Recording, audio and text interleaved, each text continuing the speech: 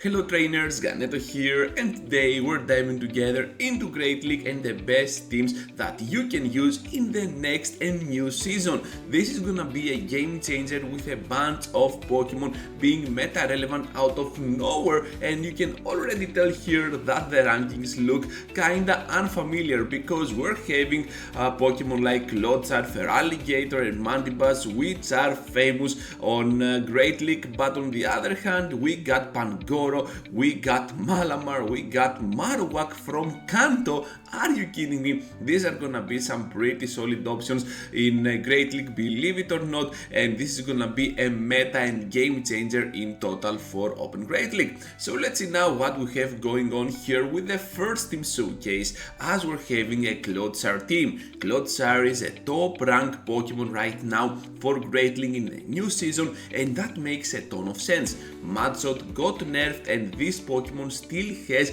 on its moveset Poison Sting, which is gonna make it a top meta threat in Great League. If you can use this Pokemon effectively with Jumbluff and Pangoro, you're gonna have a pretty solid team. Look at those rankings on PvP, almost excellent on that quadruple A. We got 2 A's, 2 B's, which is still pretty fine, and we're not gonna see how it goes against the entire meta, but instead we're gonna see the core breakers, which is what you need to focus on when building some teams. You need to see what Pokemon in total can threat you so that you can cover up for those weaknesses. Frostlass is a top priority Pokemon for this team. It is gonna be a potential threat for sure and a top threat, but at the same time this team has quite the coverage. You have the Stone Edges from your Clodsar, or just go with your Dark typing and your Night Slashes from Pangoro to destroy down those ghost types. This team really has pretty much quite what it takes against the entire meta. I do not think that you can find any other solid weakness.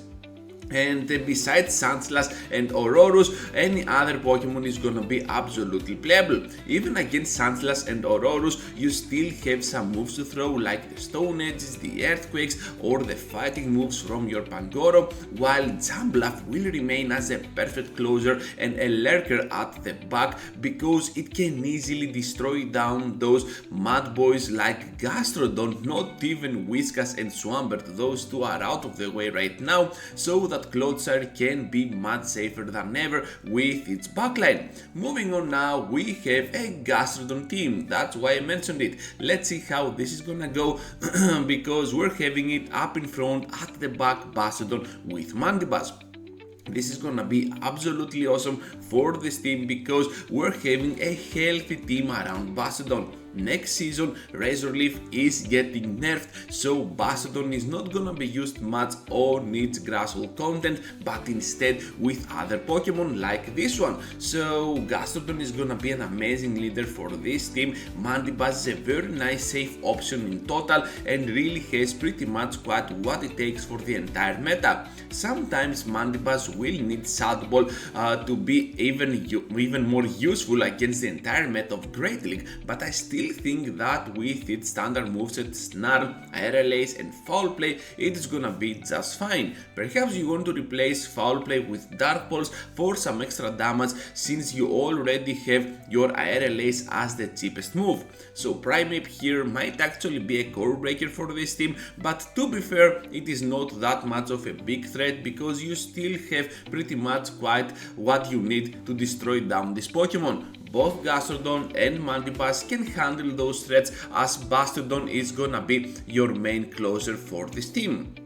What I figured out is that Diggersby might actually be a bigger threat. Diggersby has the bulk to outbulk your Gastrodon, and of course has some pretty nice moves like Hyper Beam to do massive damage on your Mandibuzz, and at the same time Bastiodon might be in deep trouble against its ground typing, so keep that in mind when playing with this team. So no Primeape, no Medicham as you can see here, but instead Diggersby. Also this season counter was nerfed, so every other fighter will be used with their secondary fast attack, so something like a Psycho Cut for Medicham, something like a Karate Chop for Primeape, so keep that in mind. Into the next team showcase now, and we're having Toxapex with Greninja and Diggersby. These three are gonna be absolutely wonderful as sightseeing to observe in Great League, and that's mainly because of their ability to have some pretty strong nukes and of course the charge attacks. So let's see how this is gonna go. Once again we get pretty nice marks here on PvP, and of course now we're gonna move forward into those core breakers. So Ferrothorn all of a sudden becomes a meta core breaker for this team, and I think that after a little bit of time in the new season, Ferrothorn will emerge like a perfect core breaker not only for this team but for a lot of ones, because Ferrothorn has the typing to do massive damage and wall down certain key elements of its team that exist in Great League, and of course with the absence of the counter users, perhaps Ferrothorn can be even more useful this season than it ever was. So Toxapex now up in front is gonna be able to do a lot of pressure on the entire meta with those poison jabs, while Greninja and Diggersby really have pretty much quite what it takes to close any battle at the back and in the end game. So for this team, in order to work, you need to avoid Ferrothorn. Besides that, you have nothing else to worry about. This team is absolutely insane. Even up against a Gastrodon on the lead, you can easily switch out on your Diggersby, do whatever you can with your moves, and I really recommend going for Scorching Sands and Hyper Beam.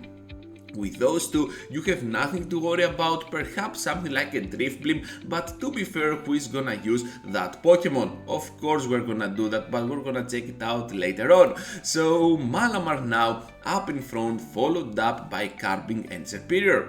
These three Pokemon are absolutely crazy with each other, and I really like how Psywave helps Malamar in the top rankings of PvP. With Carbink as your closer, you can easily destroy down your opponent's backline, and now that Mud Boys are not that much of a big threat, perhaps Carbink can be even more useful than it ever was once again. So Serperior now as a safe switch here will serve its purpose pretty nicely, and now let's move forward into those core breakers. So you can see here some weird picks like Klefki, like Mowile. Are you kidding me? These are not gonna be meta options ever. So we're having now Toxapex, Clefable and stuff like that that can hurt you in reality. I think that Toxapex is still kinda manageable with this team. You have some pretty nice moves like Superpower from Malamar. You have the Carbink, which can go pretty neutral up against it, or even Serperior with those super effective Frenzy plants. So it's all up to you to decide how you want to handle this threat, but I guess that with a little bit of synergy, even Toxapex will eventually fall down. What I figured out to be though the biggest core breaker of this team is Clefable. I'm not sure if we're gonna see a lot of Clefables in the new season, but I still think that it is a notable threat. And of course with the updated Fairwind, perhaps we're gonna see it much more often than we used to. So Clefable really has its fairy typing over the dark type of Malamar, has Meteor Mass for Carbink, and of course it can go pretty much toe to toe up against Serperior. If I were you, I would sacrifice my Malamar or just switch out on Serperior and see how it goes from there, keeping my seals for the very end game and my Carbink to do massive damage with my rock throws eventually.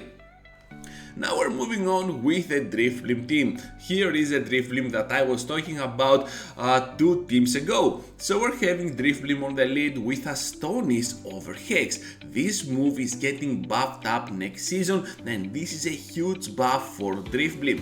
Dunsparce now with Rollout and Rock Slide is gonna be the ultimate rock attacker that you need, but with Drill Run you get some extra coverage as well. Rollout is also getting buffed, that's why we're gonna see more Rollout users later on this video. Gastrodon now getting a little bit of extra help with Mudslap, which is always pretty nice. This is a B tier team, but do not let that fool you down. It can easily be an S tier team if the opponent is actually on a very bad alignment against you. So we're having now Shiftry here as a pure core breaker, but I'm not gonna talk about this because no one is gonna play this. Cacturne, same goes for that, but Pangoro on the other hand might actually be a pretty strong contender, especially under shields. So with Pangoro up against you, you might be in deep trouble, but the worst opponent that you can face will actually be Mandibuzz. Mandibuzz can easily hold down your Gastrodon by surviving every single charge attack that it can throw, has a pretty solid battle against Drifblim with those dark type moves, but against Dunsparce it will definitely struggle.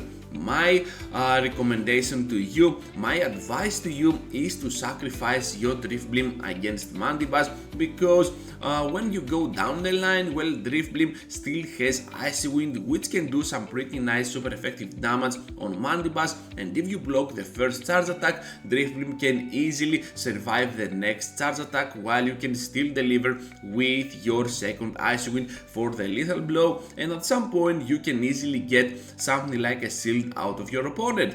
Of course, the second Icy Wind will not knock out, but it will drop it kinda low so that Dunsparce can easily farm down a ton of energy in the process, surviving the following moves that Mandibuzz is gonna throw, since it is gonna be severely debuffed. Now we're gonna move straight forward into the next team showcase, as we're gonna use a Clefable of our own. Clefable, Diggersby and Typhlosion are gonna be a strong combo for this season's Great League. So I guess that the rankings do not say the whole story here. We get a C-tier team in total, but let's move forward and you're gonna take a look at one of the strongest teams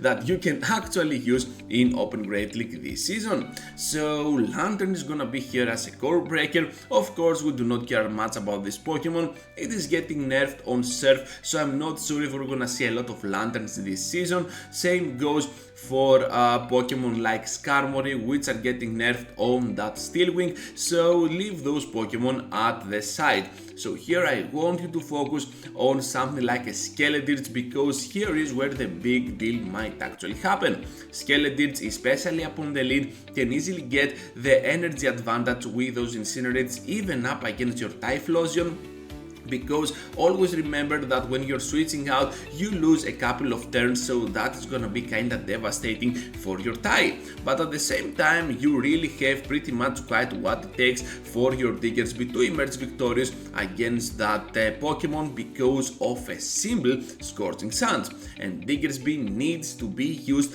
with quick attack over Mudshot, because Mudshot is getting nerfed, and as you have already understood from this video, well, if you want to avoid Mudshot, counter and stuff like that, use the second option of fast attacks that every single Pokemon has, and you're gonna be on a very good term. So over here I do not think that you can face any other severe counter to this team besides Skeledirge, so I will leave you to that, because even up against the Clodsire, Typhlosion can really come into the battle and destroy down that Pokemon with a couple of Blast Burns.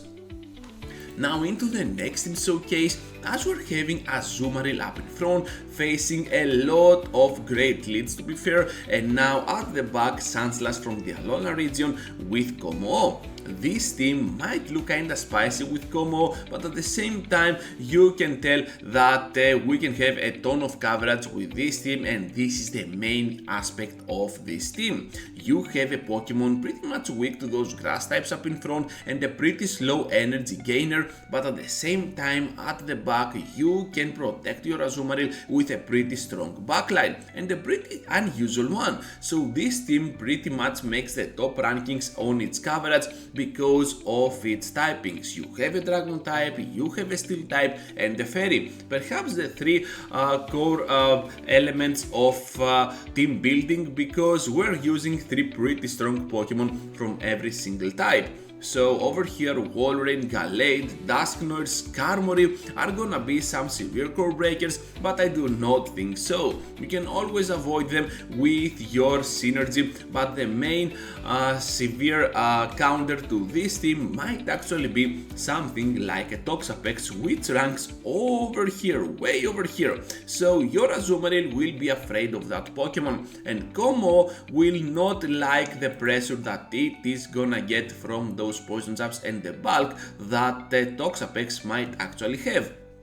However, on the same time, Sandslash can do severe damage with those Drillners, and Como can still deliver with some heavy Dragon Tail damage in combination with those Dragon Claws. So I would not be that much worried about Toxapex. This team still has pretty much quite what it takes for the entire meta, and even up against Toxapex you can always have a chance.